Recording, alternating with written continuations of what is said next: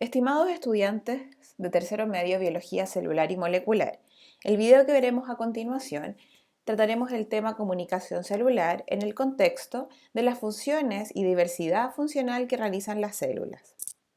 ¿Con qué objetivo se comunican las células? Para sobrevivir, para dividirse a través de mitosis o meiosis, para diferenciarse adquiriendo unas características morfológicas y funcionales y para morir a través de una muerte celular programada llamada apoptosis. Los componentes básicos de la comunicación son una célula señal o una célula secretora, la cual produce una señal, que una señal es una molécula, que puede recibir el nombre de mensajero, ligando, y por lo tanto esta señal es secretada por esta célula y viaja hasta una célula diana, blanco o target, la cual presenta un receptor específico para la señal y es donde va a actuar específicamente. Cuando la comunicación es a distancia, la señal debe viajar por la sangre. Si la comunicación es a corta distancia, la señal sale al líquido extracelular. La comunicación se puede clasificar según la distancia entre la célula señal y la célula blanco. Cuando hablamos de una comunicación autocrina, la propia célula se autorregula, por lo tanto la célula es secretora y blanco a la vez. La comunicación paracrina, la célula secretora, se encuentra a una corta distancia de la célula blanco, como lo que ocurre, por ejemplo, en el desarrollo embrionario, en la sinapsis o en la unión neuromuscular. Acá vemos dos ejemplos de comunicación paracrina. En amarillo están representados una neurona presináptica y una neurona postsináptica. La presináptica es la célula secretora y la postsináptica es la célula blanco, ya que presenta receptores particulares para las señales que está enviando la célula secretora. Y la distancia que hay entre la presináptica y la postsináptica es de tan solo 20 nanómetros. También es comunicación paracrina la unión que se establece entre la neurona motora y el músculo esquelético que permite los movimientos. A continuación en la imagen vemos un ejemplo de una situación que se planteó en una PCU de hace años atrás. Aquí presentan la neurona presináptica, célula secretora, neurona postsináptica, célula blanco. La célula postsináptica presenta receptores específicos para la señal, que en este caso el neurotransmisor serotonina. Ahora, esto es una comunicación paracrina, pero cuando la célula presináptica recaptura el neurotransmisor que está representado en circulitos pequeños, eso quiere decir que la neurona presináptica está generando una comunicación autocrina, porque se está autorregulando. Por lo tanto, en este ejemplo podemos ver una comunicación paracrina en la sinapsis y una comunicación autocrina en la recaptación del neurotransmisor. A veces la comunicación puede fallar porque algunos de sus componentes está alterado. Por ejemplo, lo que pasa con una enfermedad que se llama miastenia gravis, que es una enfermedad autoinmune, en donde anticuerpos bloquean el receptor de acetilcolina, que es el receptor de las células musculares. Por lo tanto, impide que la señal, la acetilcolina en este caso, genere una información al interior de la célula y por lo tanto no hay contracción muscular. Por lo tanto, en este caso estamos viendo que hay una falla en el receptor y que se impide la comunicación. La comunicación endocrina ocurre a larga distancia. Acá la señal viaja por la sangre para llegar hasta el órgano blanco. Ejemplo, en la hipófisis, que se encuentra en la base del cerebro y que es una glándula, ella produce factores estimuladores como la FSH y la LH. Estos factores van a ir a estimular a las gónadas. Por lo tanto, para ejercer su acción, deben viajar a través del torrente sanguíneo. Otro ejemplo es lo que ocurre con la insulina y el control de la glicemia. Ejemplo, situación estudiada en segundo medio. Cuando nosotros comemos, aumentan los niveles de glicemia en la sangre. Por lo tanto, esto es detectado por el páncreas. El páncreas actúa como célula secretora para producir insulina. La insulina viaja a través de la sangre para llegar hasta los órganos blancos. ¿Qué órganos blancos? Hígado, músculo y tejido adiposo. Y en ellos provoca el ingreso de glucosa y la baja de glicemia. Si miramos celularmente qué es lo que ocurre con esta situación, el mensajero es la insulina.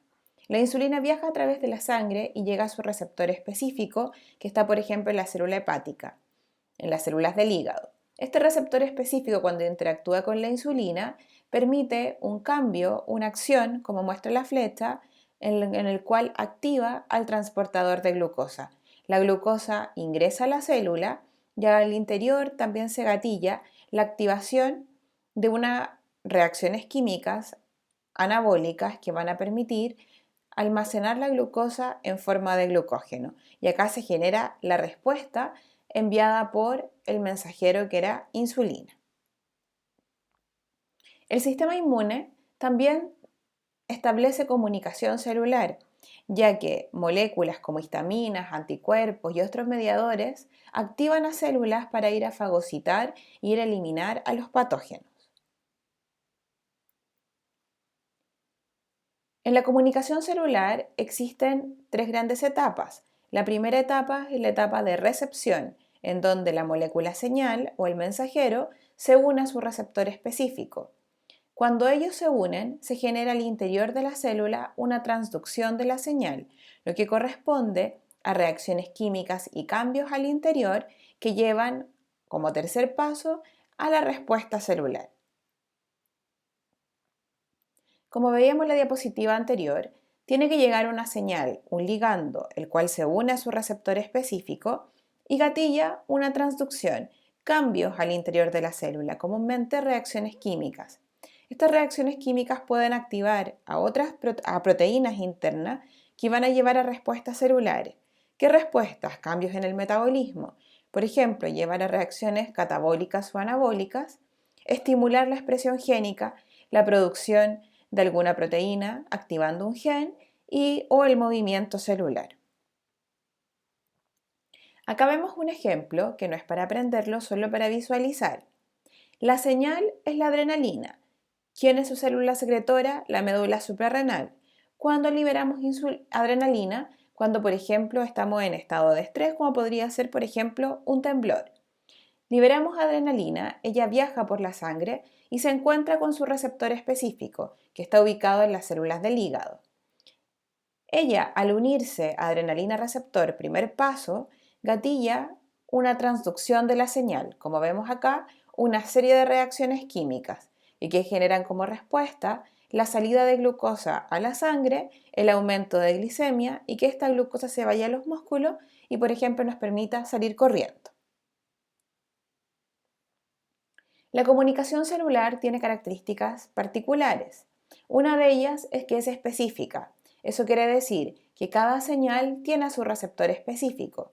Acá vemos, está la señal 1 y la señal 2. El receptor solo se va a asociar con la señal 1 porque con ella es compatible molecularmente. Por lo tanto, con ella va a generar una transducción y un efecto final o una respuesta. La comunicación también se puede amplificar. ¿A qué se refiere esto? Tenemos una molécula señal. Esta molécula señal interactúa con el receptor y activan a una enzima, por ejemplo, pero al interior de la célula, esa enzima puede activar a otras 3 y esas 3 a otras 9, de tal manera que al interior de la célula la respuesta se aumenta. La unión señal-receptor genera una adaptación. ¿Por qué? Se unen, genera la respuesta y cuando ya la respuesta está dada por la célula, se genera una retroalimentación negativa. Eso quiere decir un mecanismo que cesa la comunicación, se separa señal-receptor y la comunicación se detiene. Integración. Si dos señales tienen efectos opuestos sobre el mismo parámetro celular, la respuesta va a ser de integración o de un punto medio. Por ejemplo, lo que se nos señala cuando no tomemos dos medicamentos, porque alguno de ellos podría incluso bloquear la acción de otro. ¿Qué son los mensajeros? Los mensajeros pueden llamarse mensajeros, ligandos o señales, que siempre son moléculas de distinto origen, los cuales van a tener la función de llegar a una célula blanco y modificar el comportamiento celular, activándolo, inhibiéndolo, expresando un gen, generando movimiento. Hay algunas señales que pueden tener distintos efectos dependiendo del tejido. Por ejemplo, la acetilcolina es un neurotransmisor, es una molécula, es una señal, un ligando. El que la musculatura esquelética, el músculo que permite el movimiento, cuando se libera acetilcolina, permite la contracción muscular. En cambio, en el corazón, cuando se libera, para controlar la función cardíaca, se libera acetilcolina, el corazón genera relajación. Y en el músculo liso, que es el músculo que se encuentra en el estómago, en los intestinos, cuando se secreta acetilcolina y es reconocida por las células musculares, ellas generan secreción. ¿Secreción de qué? De jugos gástricos, enzimas. ¿Qué es un receptor? Los receptores están ubicados en las células blanco y los receptores siempre son proteínas. Por lo tanto, en nuestros genes está la información para producir los receptores.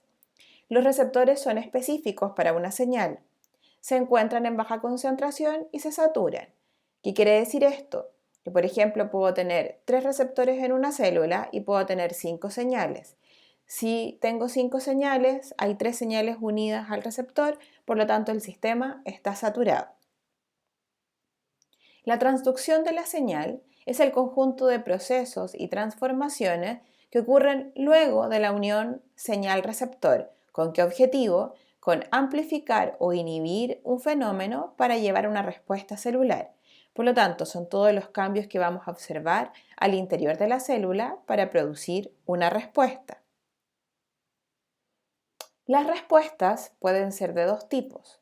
Pueden ser respuestas rápidas, y las respuestas rápidas a qué llevan a modificar el metabolismo, activando reacciones catabólicas o anabólicas, como lo que hacía la insulina o la adrenalina. Y las respuestas lentas lo que hacen es activar la expresión génica. Eso quiere decir activar un gen, producir ARNs y la síntesis proteica. Generalmente, las señales de origen lipídico son aquellas que van a permitir o van a llevar a una respuesta lenta. Los receptores se pueden ubicar en la membrana de la célula o se pueden ubicar al interior de la célula. ¿De qué depende la ubicación? Del tipo de señal. Si la señal es proteica o derivado de una proteína, el receptor siempre va a estar en la membrana, ya que esa proteína es de gran tamaño y no puede ingresar a la célula. En cambio, cuando la hormona es de origen lipídico o esteroidal, como lo son las hormonas sexuales, la señal ingresa directamente a la célula por la bicapa lipídica, puede difundir por ella, y al interior se encuentra con el receptor, donde comúnmente van a activar la expresión génica.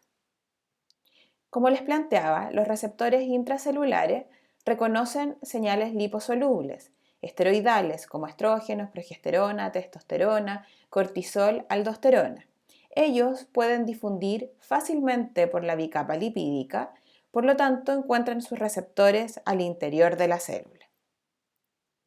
En cambio, los receptores de membrana reconocen mensajeros hidrofílicos. Eso quiere decir mensajeros que son derivados de proteínas o proteínas, como la insulina, la adrenalina. Por lo tanto, estas moléculas señales no pueden ingresar libremente y se unen a su receptor.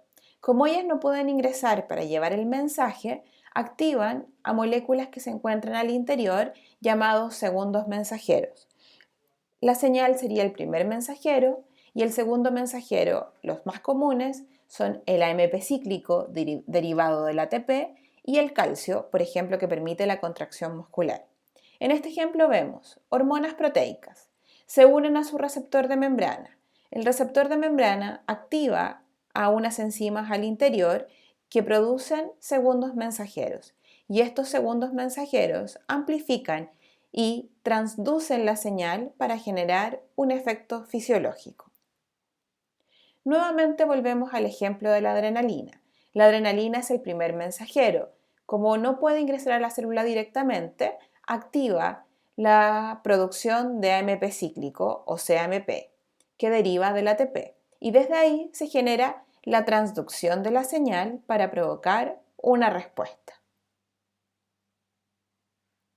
Dentro de los receptores de membrana existen de distintos tipos. Esta imagen lo que nos muestra es que ustedes visualicen que no todos los receptores de membrana van a ser iguales, sino que cada uno va a tener diversidades y va a provocar transducciones de señales diferentes según el mensajero que llegue. En resumen, los eventos para la comunicación celular. Primero, deben ser sintetizados o producidos por una célula secretora. Si es de origen proteico, va a ser producido por el retículo endoplasmático rugoso. Si es de origen lipídico, va a ser producido por el retículo endoplasmático liso, para luego ser secretados comúnmente a través de exocitosis. Estas señales deben viajar por la sangre, si es una comunicación endocrina, o deben viajar por el líquido extracelular si es una comunicación paracrina. ¿Hasta dónde? Hasta llegar a la célula blanco, la que presenta receptores específicos para esa señal. Al interior de la célula blanco se va a generar una amplificación y una transducción de la señal, que va a provocar un cambio en el metabolismo, una acción anabólica, catabólica, inactivar o activar un proceso, o la activación de la expresión génica, activar un gen, formación de ARN y la producción de una proteína. ¿Hasta cuándo se va a establecer esa comunicación? Hasta que sea removida la señal unida al receptor. Como conclusión podemos establecer que la comunicación celular es fundamental para mantener correctamente el funcionamiento del organismo multicelular como el nuestro y permitir un funcionamiento adecuado. Cualquier duda con comunicación celular pueden plantearla por el foro de la plataforma. Muchas gracias.